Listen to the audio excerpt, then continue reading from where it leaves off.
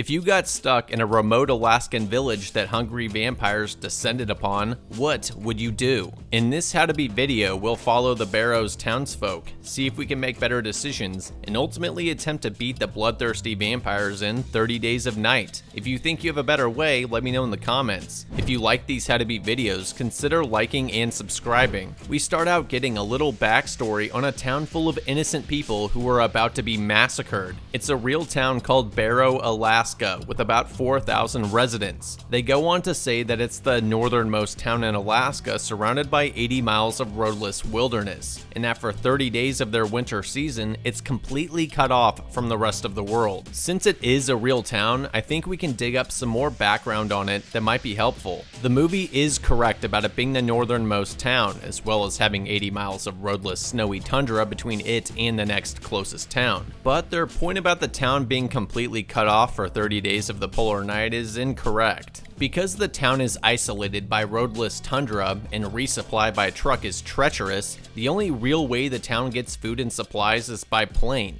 Every ounce of food is flown in, which is why flights to Barrow are completed using planes that are half passenger seats and half cargo space. Multiple flights come in and out of the Wiley Post Will Rogers Memorial Airport on a daily basis, and they don't stop because it's dark outside. Boats do supply the town as well, but only in the summer when the ice surrounding the coast is broken and melted enough. It is possible for trucks to make the drive to neighboring towns in the winter polar nights when the tundra is frozen solid. It's risky, but if there was an emergency and a bad storm grounded all the aircraft, or all the pilots were murdered, you could still make it out of town to get help. This is good news for our protagonists because they aren't as cut off from the world as they think. It's not all good news though. The polar night is not 30 days long as the movie suggests. It's actually over 60 days long. The vampires have twice the time for their feeding frenzy. I don't think the vampires will need this much time though. If they do things right, they likely could suck out everyone's blood in less than a week. I might play both sides on this one, because the vampires are probably gonna do some dumb shit.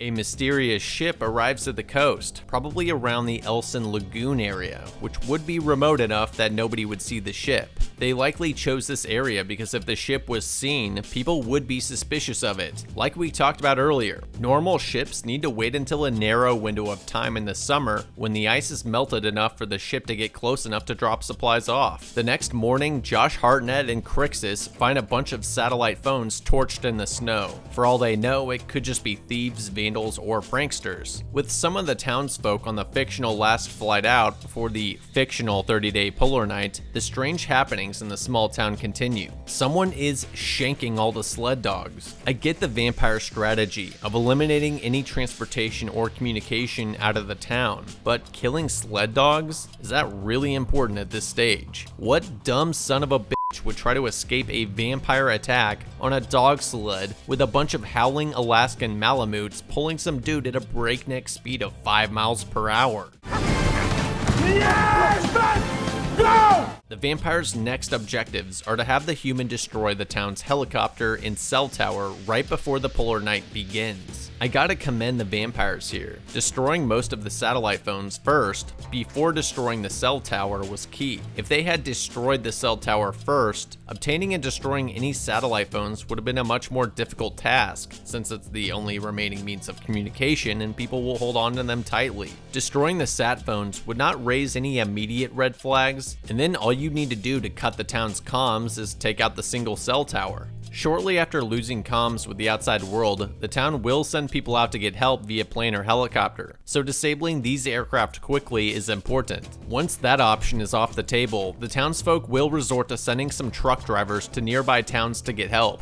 I don't think the vampires would need to worry about a mass exodus Too Fast, Too Furious style, because it's risky and there's no need to if you only need a few drivers to make the trip. While it's a roadless tundra, I'm sure there are established routes in and out of town. All you need to do is have some vampires guard these routes and kill any escapees. The next problem is the daily resupply flights. This is a tough one. If you destroy the landing planes, the airlines will be alerted immediately. It might take a few days of no contact and planes being destroyed for the National Guard to be called in, but a few hundred soldiers with Blackhawks showing up will definitely ruin the vampire party. Damaging the runway could be a way to get the town to suspend flights for a while, but when the town survives on that runway, it'll get fixed quickly. As a vampire attacking this town, I'd say realistically the feast can only last maybe a week max before your welcome is overstayed. But this is a fictional world where no flights come and go for a month, so let's just continue with that premise. The remaining problem is world awareness of your vampirical existence. As a vampire, you don't want the world to know about your existence because 4chan will find you, the military will kill you. This is a difficult task because every person you bite or slash gets infected with the vampire virus, which spreads evidence of your existence. Leaving bodies in the open where the sunlight will vaporize them after the polar night ends won't work because you need to be out of town within a week, and the polar night lasts a couple of months. I think that if you cut off comms and transportation like they did, destroy any planes that land, kill everyone as fast as you can, then on the last day of the week, burn the village down, which will destroy any evidence as well as flush out the remaining victims, who you can then kill and toss into the fire, you should be good. People are gonna be suspicious as to what caused everyone to die and the town to burn down, but nobody's gonna suspect it was a vampire attack. Their current plan is a bit over the top and risky in my opinion. They could just visit the coastal towns and abduct a few people from each town per year, then harvest their blood on their ship for the rest of the year before killing them and abducting a few more the next year. It's not crazy that a few people might go missing from each town once out of the year due to wolves or polar bear attacks. This is just a much more long-term sustainable strategy, and sustainable living is really what we're after, right? Not some one-time gluttonous feast that destroys the town, causing you to be deprived for decades. This video is brought to you by Skillshare. Skillshare is an online learning community for both noobs and pros who want to create cool content, with thousands of classes on entrepreneurship, graphic design, UX, writing, filming, editing, music, and more. I've been on this tangent thinking about how the people who create movies or games develop these intricate fictional worlds we get immersed in. I found a course called Concept Art Drawing Imaginary Worlds by Ira Marks, where he talks about world creation being the sum of so many details like technology, culture, politics, resources, conflict, history, geography, and how all of these things interconnect and affect each other within the fictional world. For now, I'm focused on deconstructing fictional worlds, but maybe I'll build a cool world in the future. Skillshare is curated specifically for learning, meaning there are no ads, and they're always launching new premium classes, so you can stay the course and focus on creating cool things. And it's less than $10 a month with an annual subscription. The first 1,000 of my subscribers to click the link in the description will get a free trial of premium membership, so you can explore your creativity. Thanks again to Skillshare for sponsoring this video. Back to the movie. So the vampire human shanked some dogs, and Stella's trying to make the fictional last flight out before no more flights for 30 days. Playing up.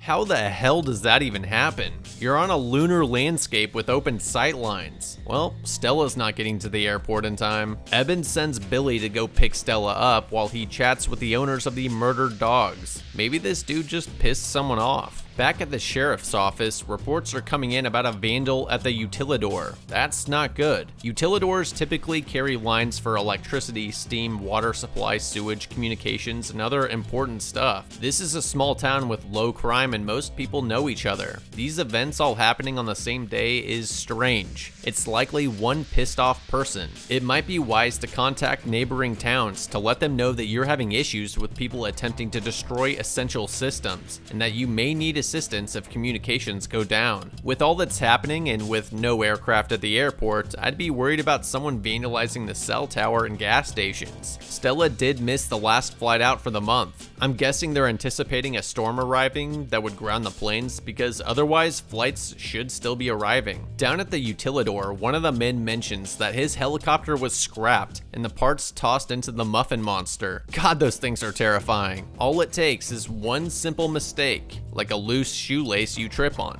And all your memories, hopes, dreams, your love for your family, your connection to your community, all gets instantly grinded up into a red pulpy soup which is flushed down the sewage pipe. I think by now it's reasonable for Eben to realize that someone is purposefully removing any communication or transportation out of town. I'd be trying to contact all the other vital utility managers to take precautions, as well as radioing nearby towns and the National Guard that they may be in trouble if the vandals destroy the cell tower too, because they won't be able to call for help.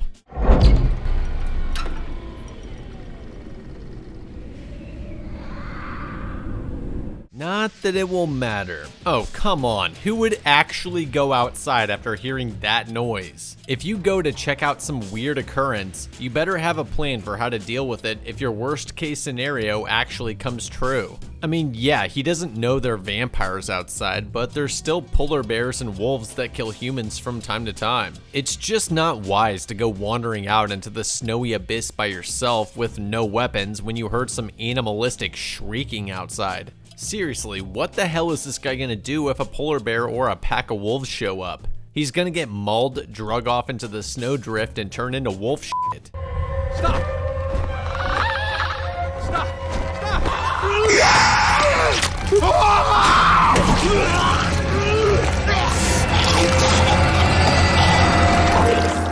Pretty much just like that, except he's getting turned into vampire shit. That said, it never really mattered what this dude did anyways. The first person to realize there's a problem is usually in trouble, especially if that problem is a pack of blood-sucking vampires. Just bring me a bowl of raw hamburger. You know to get meat two ways around here.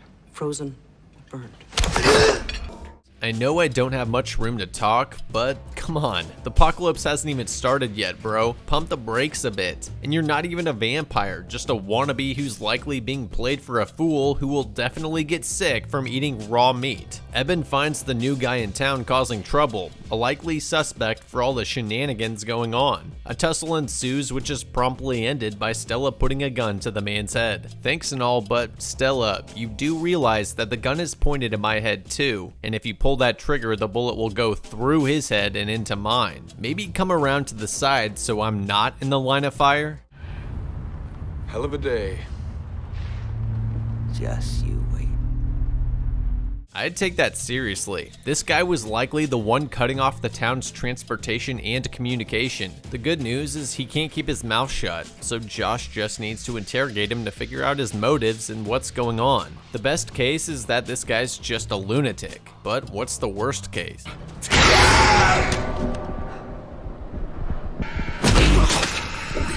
These vampires are freakishly fast. That kind of speed and strength is nearly impossible to counter without firearms and expert marksmanship.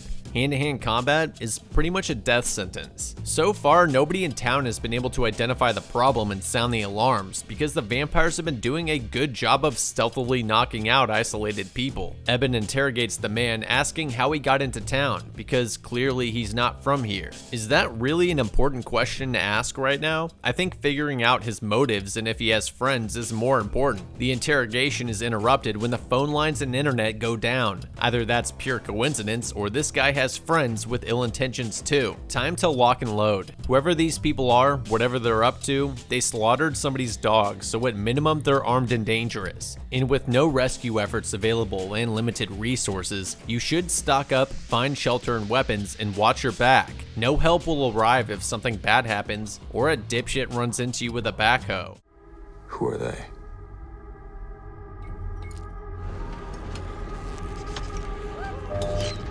Come on, Eben. There is no way you should be as nonchalant about this as you are. Whatever happened to having a healthy level of paranoia? Eben decides to check out the cell tower situation by himself. I'm sorry, where is Deputy Crixus again? And why doesn't the sheriff's office have its own dedicated satellite phone they can use to radio for help?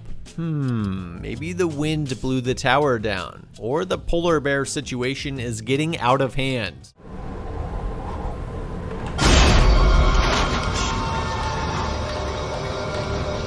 They are not f***ing around anymore. Everything before this was the covert setup phase. This is a declaration of war. Get back and tell everyone to get out their guns and shelter in place because people are now being murdered with their corpses put on public display. Then get your missing deputy and load up yourself to start trying to hunt down whoever is doing this. This is Sheriff Evan Olson. Stay in your homes, lock your doors, and load your firearms. This is not a drill. Yes, I've thought about this as a solution in so many movies like The Blob, because it's just such a good way to raise awareness quickly, but I always thought you'd seem crazy and nobody would listen.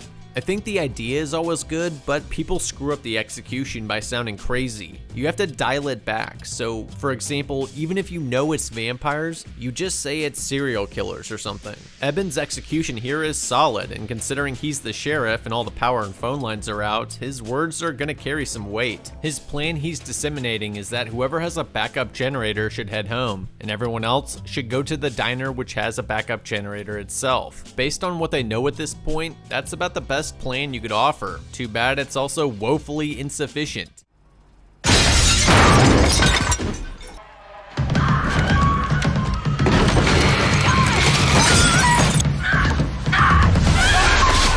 With how lightning fast and strong the vamps are, you don't stand a chance unless they're way out in the open or funneled into a choke point. These vampires can dive through windows and smash through wood with ease. Racking a shoddy and backing up to a concrete or brick wall is most people's best bet, but most of these little piggies only have their stick houses to hide in. Eben's dumbass brother falls for the oldest prisoner trick in the book, which is to emotionally trigger someone so they get close enough to grab them. It's a good thing Eben was on his way back to save the day because Stella just stood around useless while Jake was getting choked out. Eben and Stella decide to ride out and look for the murderers because Deputy Billy apparently is on vacation. Jesus Christ!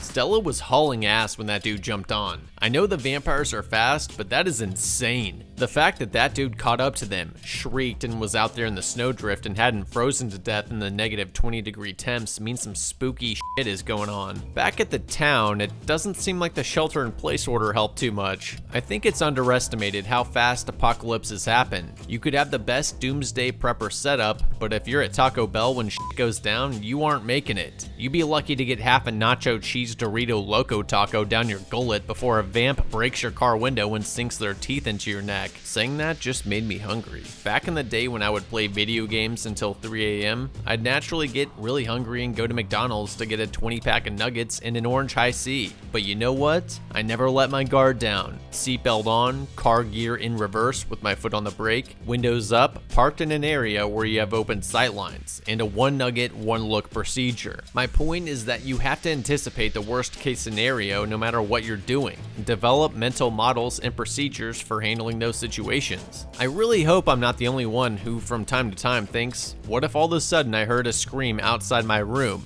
looked outside, and zombies were ripping someone apart? What would I do right in that moment? I'm starting to wonder if something really awful happened to me in my childhood that I'm currently repressing. Probably best not to look into it. Back to the movie. Stella and Eben get back from their field trip and there's blood everywhere, and Jake and Helen are both gone. Judging by Helen's screams on the radio earlier, she's already vamp food. Jake must have ran for it while Helen, being a slower old lady, got slaughtered. I see he took my advice from the end of my last video. That leads me to my next semi-pro tip. Always be faster than at least one person around you. If you are the slowest person in the room, figure out a way to sabotage somebody else who's faster than you to buy you time. Don't hate the player, hate the game. The jail bro is now complaining that the vampire god didn't turn him into a vampire too, so he wants Eben to finish him off. Eben decides not to, seemingly for moral reasons, but I'd like to add that it would be a terrible decision also because a desk pop is gonna attract unwanted attention from whoever or whatever is doing the killing. The people that went to the diner are all freaking out. It seems like they know there are murderers outside. What I don't get is if you realize that the power is out with multiple attackers outside killing people, why are you making so much noise? Why do you still have the lights on? And why are you all sitting around casually especially with some morons sitting with their backs to the windows. You might as well hang up a Krispy Kreme hot light and get on your knees. The funny part is that the people at the diner are the smart ones. Everyone else apparently decided the best course of action is to run outside like chickens who can't wait to get their heads cut off.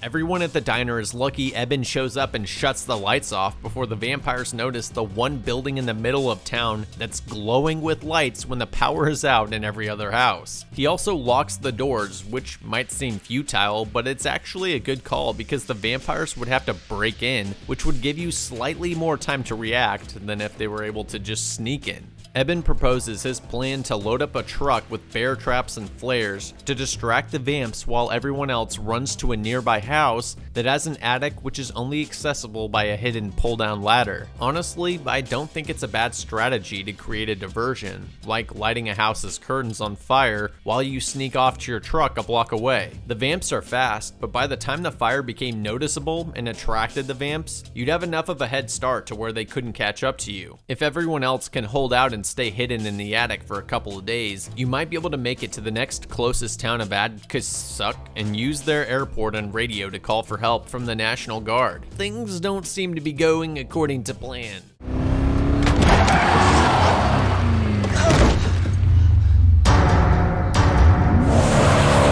I get that vampires are fast, but stopping an SUV going 35 miles per hour is a bit ridiculous. With that speed and strength, the gunshot to the head is definitely your only chance.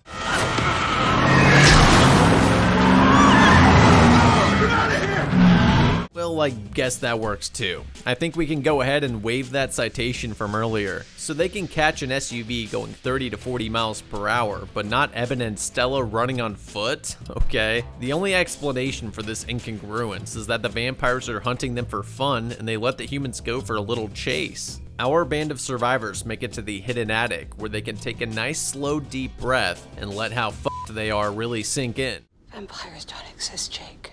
I'm sorry, where have you been for the past 6 hours? Let's walk down the vampire lore stat sheet that anyone would know. They're super fast, super strong, have a voracious appetite for human blood, shrieky sounds, sharp teeth, black eyes, intelligent. I'd say that checks out. At least they acknowledge that vampires exist, which is better than most movies. Their plan now is to take shifts, ration food, and hold out until the polar night ends. Based on the movie's fictional 30 Days of Night and Alaska Airlines halting flights for a month, this is probably the best strategy unless something changes. Based on realistic circumstances where the polar night lasts 60 plus days and Alaska Airlines would continue to make flights to Barrow, the strategy is pretty much the same. The airlines will notice there's a problem and help will arrive within the week. Unfortunately, there's no way to signal to the plane that the town is under siege and that landing is a death sentence. The first airline to land will be massacred. Jailbro finally got his ticket to vampire heaven. Why would you even want to join this type of vampires? They are dumb, ugly, and live in a busted ass ship docked in some isolated Arctic island with no hot vampires or anything to do. If it was the underworld variety, which has sophisticated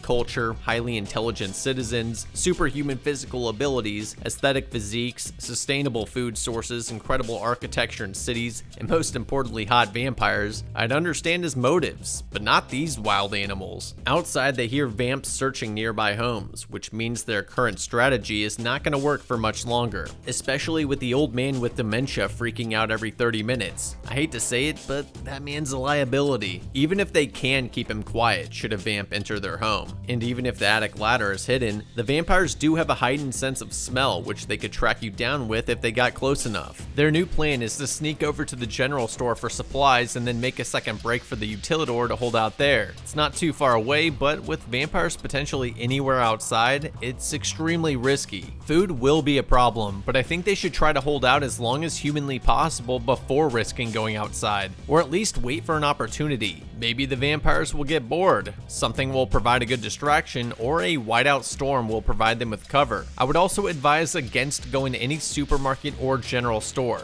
These are prime targets for vampires to watch over as survivors start to get hungry and run out of supplies. Raiding houses would be a less risky alternative. Their combined body heat in the attic with blankets and coats should keep them warm enough as well. Going to the utilidor makes sense in some ways because it's a strong building with choke points you can guard with guns, but that's only really relevant if they have enough ammo to kill the attacking vampires, which they don't. They'd have to stop by the police station to get more ammo, which further increases the chance that they get caught on top of an already risky plan. Is there anything else our protagonist can do? Trying to drive out of town is clearly out of the question, but man, if only we had some sled dogs, right? They could try sneaking into houses they heard the vampires search already because they aren't likely to search it again. But having your big group, which includes a man with dementia, traverse open ground just isn't worth the risk. The new house might not also have a super secret hiding spot either. I think they should stay put in the attic, and to prevent a vampire from sniffing them out, they could try to throw their scent off with household chemicals like ammonia, vinegar, or bleach.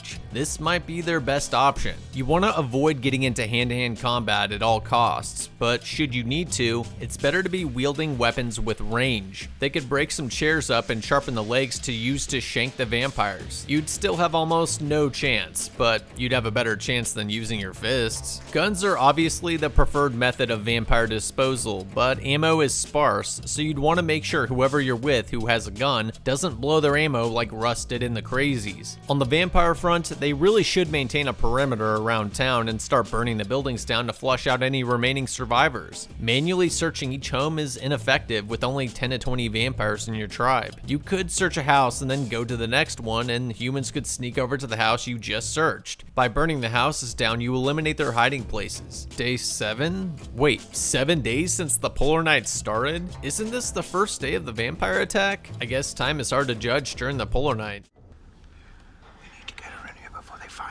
No, we do not. That is bait. Eben confirms this suspicion by looking through a peephole in the attic and seeing a vampire on the rooftop behind her lying in wait. And even if Eben didn't spot the vampire, with the lady screaming and how fast the vampires are, the only reason this lady isn't dead yet is because the vampires are trying to get a 2-for-1. Even if you could rescue her, do you really want a lady in the same attic as you that thought walking in the middle of the street yelling for help was a good idea? Please, God.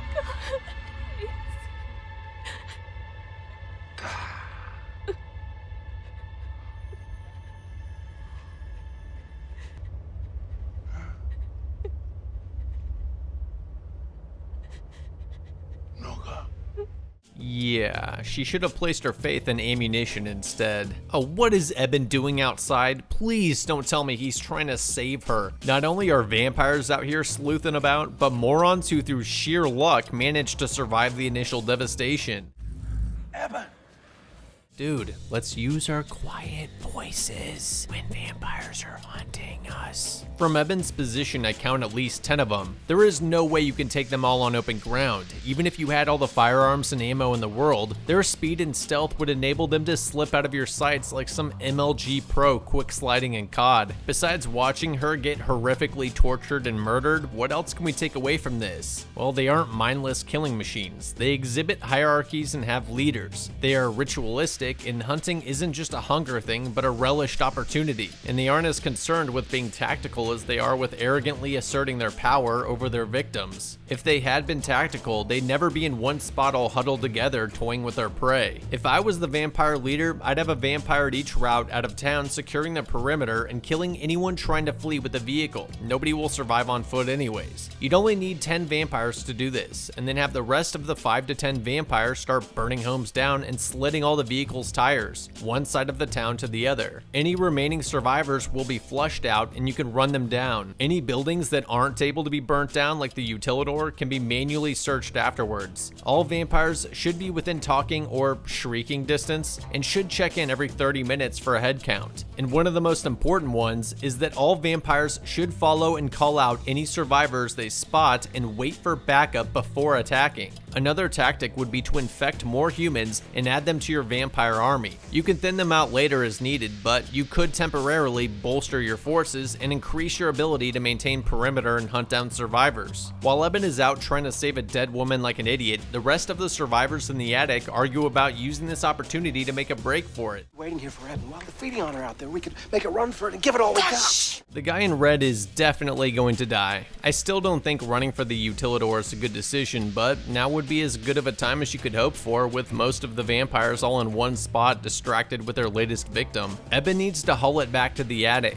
Of course, he'd have to leave the guy hiding under the house, but again, do you really want a guy in your group who thinks yelling at you when you're being hunted with vampires yards away from your location is a good idea? You gotta start making cold-hearted decisions if you want to live. Turns out, he should have left the guy hiding under the house, because that leg swipe from earlier is causing him to develop a thirst for human blood.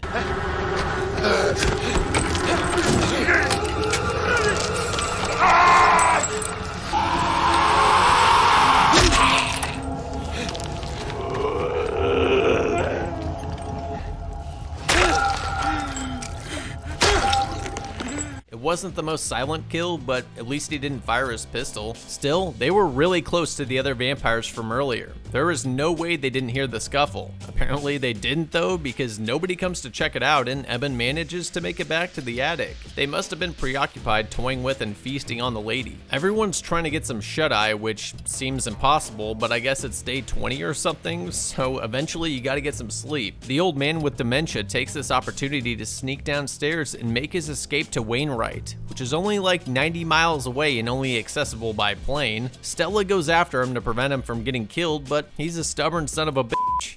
Come on now. We need to get out of here. Bring your mother, too. We'll die if you go out there. No, I'll die if I stay here. Honestly, I say let him go. It's not worth fighting and making a bunch of noise over. And if the son really wants to go after his dad too, then let him. As long as he's cool with us drawing up the attic door behind him and leaving him to die if he gets caught. Dad!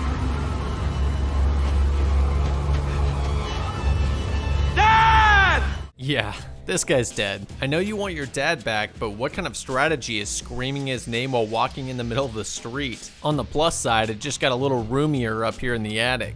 Could we all agree to not run outside half-cocked from now on, unless we have an actual plan or specific opportunity? If Eben didn't run out there after the woman, they could have used that distraction to get food and supplies or something. This whiteout blizzard rolling in might be the last break they get, so they need to use each minute of it efficiently. The utilidor shouldn't be too much further from here, and with the whiteout conditions, they might as well run for it. I think grabbing some more chemicals they could use to throw off their scent might be good too, as well as grabbing more things that could be used as weapons. Nobody should be empty-handed. If you are, you're a liability, not an asset. You wanna play with me now?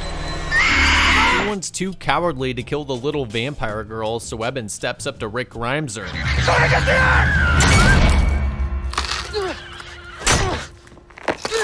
Damn, it was actually Jake who stepped up to drop the axe. There is no time for pats on the back though, because that screaming vampire girl just alerted all the other vampires to their location. The utilidor guy also looked like he got scratched in the fight. Based on Eben's knowledge of the man turning into a vampire, everyone should be checking each other out after any altercation to confirm that nobody got infected. Day 18? I'm still super confused about this timeline. Is there a nearby black hole causing temporal distortions or something? And the whiteout is already lifting. I would think that people who have lived here their whole lives would realize how long whiteouts last and be as efficient with their time as possible in order to get to the utilidor before the whiteout would dissipate. But no, the general store is not the place you want to be holding out at. Like we already talked about, it's in the middle of town, made out of wood, and is a prime target for vampires. They need to move. Eben's plan is to create a diversion while running for a house that has a generator and a UV grow light. If that utilidor guy really was scratched by the vampire and didn't offer to volunteer to create the diversion, I'm gonna be annoyed.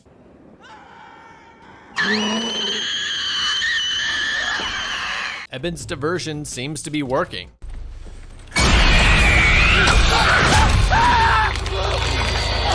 Just not 100%. The vampire lord should be pissed that this vampire was so selfish that she couldn't be bothered to track the survivors down. Literally, all she needed to do was to follow them from a distance while shrieking to alert the other vampires. For the most part, I think UV flashlights are overstated in terms of effectiveness against UV-sensitive creatures, but vampires are the most prone to sunlight of all the fictional creatures. They basically vaporize instantly, so the grow lights should work well until they cut the power. The vampires seem to be suspicious, and right rightfully so. There is an active generator in the shed powering some piece of equipment. Is it likely they'd have a UV light ready to put you on blast? Probably not. But a man yelling "come and get me" who runs into a house with a generator powering something, call me crazy, but that seems like a trap. You'd think being a few hundred years of age would impart some wisdom on the vampires, but you'd be wrong.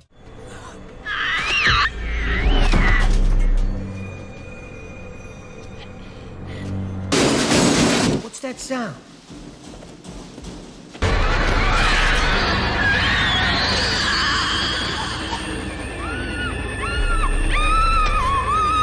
That was the sound of a generator powering a UV light. Big Bo radios Eben to make it back to the police station while he provides another distraction. Instead of everyone waiting for Eben to run back to the police station, how about everyone, including Eben, just runs for the utilidor? Bo is doing some excellent work with that trench digger. It's a shame everyone's wasting it sitting at the police station.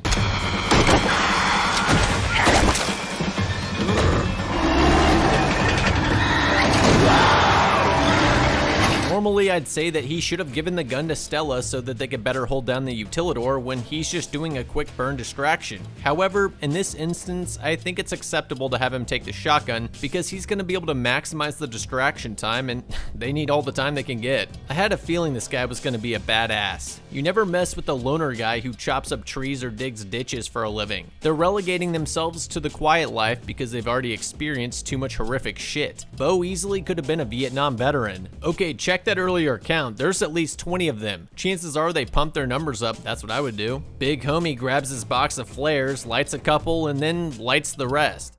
You betrayed me.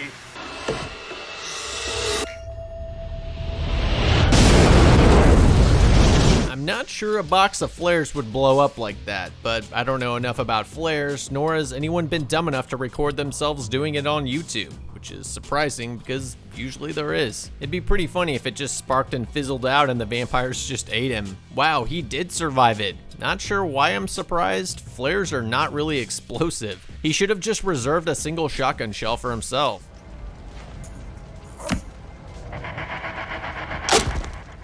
You hate to see a good man like Bo get stomped out like that. The utilidor guy was infected. Eben risked his life and Bo gave his life when you knew you were infected and a dead man already. Now this guy's giving a sob story about how he wanted to die to be with his family and they should kill him now? I'd rather we used you as a distraction, but yeah, I'll gladly chop your head off. Day 27. How has it been a month already? And how have the vampires not killed everyone already? This is pathetic. Eben and crew notice flashing lights in a window at Billy's house, so they run across the street to go get him. Has nobody been keeping track of the days? Because with 3 days left until sunrise, that was definitely unnecessary. Everybody just needs to sit tight. Turns out Crixus killed his own family so they wouldn't get killed. I get that you don't want them to die painfully, but will they really? Most of the now deceased got killed pretty quickly. If I knew my family was going to be tortured and experimented on by sadistic fucks for years before being killed, then sure, but that's not really the case here. I don't think in this situation I'd off my family. I think I'd try to hold out or at most create a diversion and go out swinging so they could have a chance at escaping. Billy says that he would have killed himself too, but the gun jammed. I'm calling bullshit. You know you can just clear the jam and then try again, right? I mean, maybe that's not the best thing to say to him right now. Billy's a mess, but he could still be an asset. If the situation calls for another person to create a diversion, he's the perfect candidate. This kid needs to take some lessons from Newt. Stella wants to save the kid because she hasn't learned her lesson. We've done this shit already. It's a trap. Even if it's not, this kid could be a vampire too, like the other little girl. From our camera angle, we can see his eyes, but Stella can't.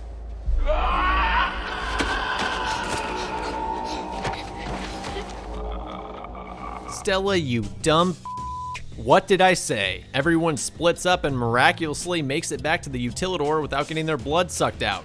Nobody was making sure they weren't being followed, and Billy led a vampire right back to where the rest of the survivors were holding out. Good job.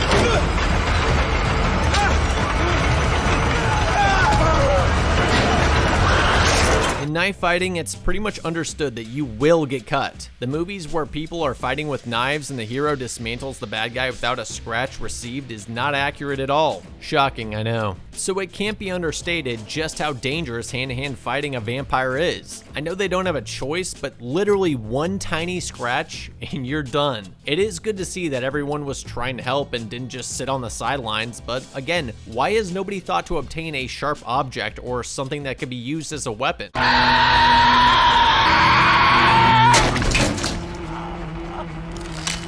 Holy hell, that rival shit I've seen on Live Leak. Quick thinking on Eben's part, but wow, you have to have nerves of steel to just pick up an axe and decapitate your best friend at a moment's notice when necessary. The vampire they killed stupidly didn't communicate to the other vampires that the survivors fled to the Utilidor, so our protagonist should be safe there for now. Why the vampires are not communicating with each other at all is beyond me. Stella wasn't able to make it to the Utilidor and had to hide under a truck with the vampires everywhere. It might be 20 below zero, so with a day until the polar night is over, based on this movie, it is likely they could freeze to death before sunrise. The vampires finally get some brains and pop the oil lines to burn the town and all the evidence of their existence to the ground, and flush out the remaining survivors like Stella and the kid. It might seem like this would have fooled our previous plans to stay in the attic, but I don't think so. Fire is loud and bright and reduces the areas a vampire could be hiding in as well. It would make for decent cover to relocate or hide somewhere else. Hell, with the sunrise approaching rapidly, you could just make an igloo out in the snow. The vampires should have done a controlled burn earlier on. Setting everything on fire at once and huddling on the main street hours before the polar night ends is a dumb strategy. Eben decides to shoot up some of that sweet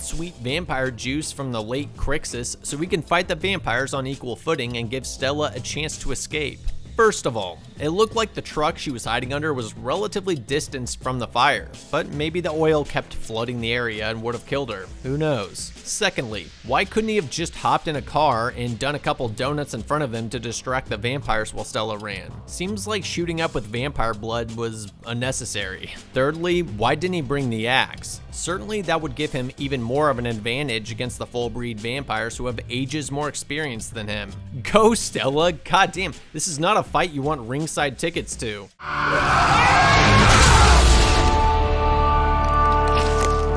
None of the vampires saw that shit coming. That was like Neo jumping into Agent Smith's brain. Yeah, if I was a vampire, I'd be heading back to my ship too. Eben contemplates killing the other vampires, but decides not to with dawn rapidly approaching and the vampires running back to their ship. The survivors know about the vampires and have evidence of their existence with Billy and Eben's blood. The military can then go search and destroy the vampires. I'm just imagining the vampires taking their ship back to some unmarked island, toasting to the late Marlowe for the magnificent feast, and then look outside and see an entire Navy battle group approaching from the distance. Stella and Eben enjoy one final polar night sunrise. No, don't kiss. No, that's a bad idea. And she kissed him. We really don't know how this stuff spreads, guys.